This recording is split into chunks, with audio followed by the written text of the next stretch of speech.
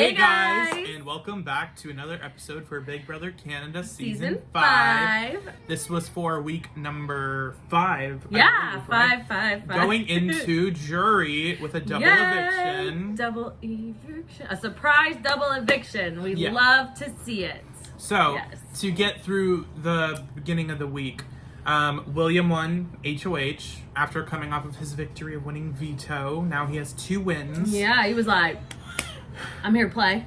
Yep. And he put up basically the 2 easiest targets to put up, Dylan and Emily. The only couple really besides Dimitri and Ika, but he's kind of working with them. So he's not going to put them up, so. Plus, who was just nominated? They were both just nominated, Yeah, so it's an easy thing. Well, they weren't just nominated, but they've both been nominated already. Yeah. So, he basically just did them just because...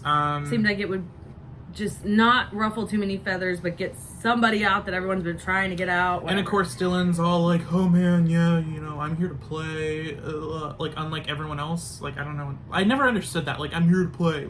Okay, yeah, we all came here. I don't understand. Also, the point of the show. Also, Dylan's like, yeah, you should be scared.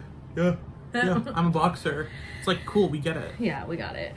You won one competition. Really so tall. Far. So cool. Yeah. I'm not. As I sit on pillows right now to lift myself up. I just like how everyone was scared of Dylan for being a comp beast, and then he's only won 1 competition. Yeah, he's not even really a comp beast. Dimitri's won more than him. Already, yeah. But maybe it's just because he's too large. Maybe. Because Dimitri's is a little bit He's shorter. Okay. Anyways. Yeah, so then going into the veto, they did a cool kind of half luxury, half veto competition where if you won the competition, you won $10,000. Yeah. And then there was an option at the end, if you wanted to do, I think it was all or nothing, you got to double your money. Or maybe it was 5,000. I think it was 5,000 because he was like, I can offer you 2,500.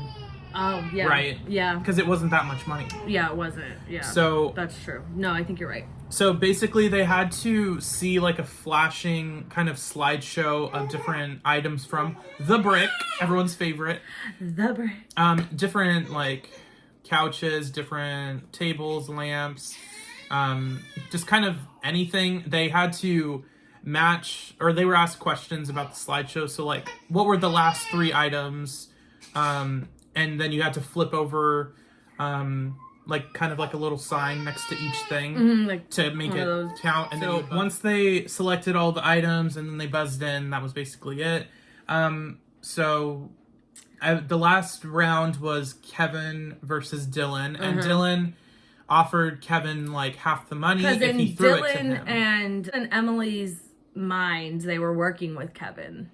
But Kevin wasn't really working with them. They're more on the outer circle. Yeah, but they didn't really know that. So him potentially throwing it to him was not a good move for him. No, but he would have thought that he would have taken it. Yeah, that he would have taken it because we worked together. And he was like, no. And then he took it and then he's gonna use it. He's like, no. And he's like, fuck. Dylan was like, damn. Also, it was I guess this week they really just worked out really well for Kevin and not well for Dylan or for William. Because Kevin ended up winning the veto. He won some money. Although that burned a bridge with Dylan, he also said straight up, I'm not going to use the veto. So then when the talk of using the veto to backdoor Jackie, which Kevin knew was probably not going to happen. Yeah. When you have people like Bruno. And he was I don't think they're going to go for Jackie. Yeah, so... he was just too smart to fall for it. He also even said, I already told Dylan and Emily I'm not using the veto on them. Yeah, I'm not going to just, mix it all up. In William's mind, it would have been a good move because you could smooth things over with Dylan and Emily and then get Jackie out. But, obviously, it's Kevin's own choice, and I doubt that they would have forgiven him for using the veto. Yeah. Because especially since Bruno would have gone up, so... Yeah. I don't know. It was just Kevin obviously was not going to fall for it, but William really thought he was. And William was pissed. Yeah, William was like, Kevin, you little bitch. Yep. And, he was he was going off. Also, he this whispered week... in his ear, too, remember? Didn't he he said fuck you after the veto ceremony. He wasn't playing with his boy toy. He said, you pissed me off. Yeah. Yeah. And I would have been mad too, but this week was also the can't start. Always get your way even when you're at a household. That's Big Brother. This week was also the start of Dre kind of feeding into William's mind, like, don't trust Kevin, building kind of a wedge between them because Dre wants to keep William for herself. Yeah, I mean, and obviously she doesn't want Will to be, you know, manipulated by Kevin, which is by extension the other side of the house. So, I mean, it's a good kind of relationship to have because he can get to the other side of the house, but at the same time, like, he can be easily manipulated. William. Because William and Kevin are, like, the bridge between, like, the Ika, Dimitri side and, like, the Bruno, Cindy side. Yeah. And then Jackie and Dylan and Karen are just kind of They're just kind of floaters. Yeah. They're floaters. So, Kevin didn't use the veto. Surprise, but it was upsetting to William and Dre. And the main thing that happened was Emily was basically like, Kevin, you know, we're lying together, and like I would have used the veto if I won, so I'd expect the same. And then everyone lost their shit and was like, Emily, you totally exposed this. That's so selfish that you think that they should help you. By everyone, like, I mean Netta. Yeah, Netta. Which, I mean, whatever. Like, yeah. Netta. And then also Bruno, like, didn't get hugged by Emily. And so then he was like, I'm done. That says a lot. He was like, yeah, fuck you guys, too. And Dylan was like, hey, you don't gotta talk to her like that. And Bruno's like, I don't give a fuck.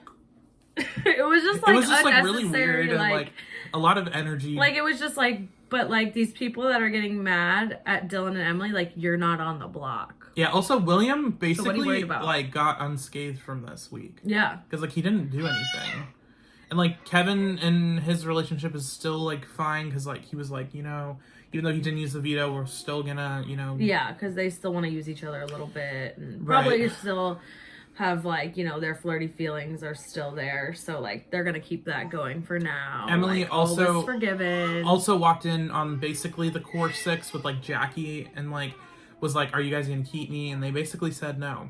And she's like, unspokenly said no. So okay. She's like, okay. So and then a little bit later they confirmed that Dylan was gonna stay, and Dylan's all like, I know, when he's like, I don't want to hurt Emily. Like, I don't want to hurt Emily, but then he was so pumped that like he was staying. So I was like, I get it. It is a selfish game, but it's like, if I was Emily and I watched that, I would have put a little bit more of a poker face on than that. Yeah, basically. Because I don't think Emily knew she was going home. She was. I mean, I don't know. She probably had the thought.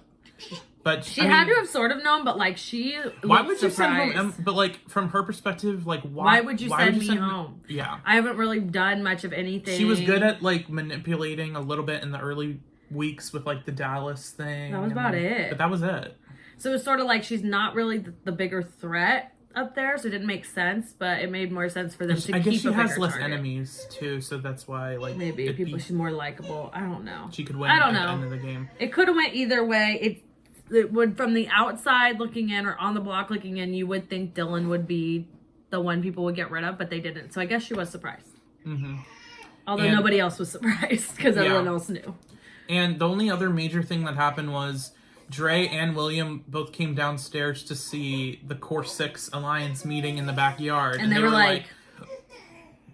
They were like, why? Like, they were like, we know it's a serious meeting because they were all huddled together. They were all, like, whispering and quiet. I mean, it was obvious, but then they still acted like they were like, I don't know what that was about, but it was shady. I'm like, you know what it was about. They were talking game. Like, clearly there's something there of an alliance in some form, you know. And they should have, I believe they do kind of realize, like, Ika and Dimitri are not totally aligned towards them, and they're more playing in the middle. Yeah. But they didn't really have any opportunity to do that because after Emily was evicted, I believe it was a unanimous vote. No.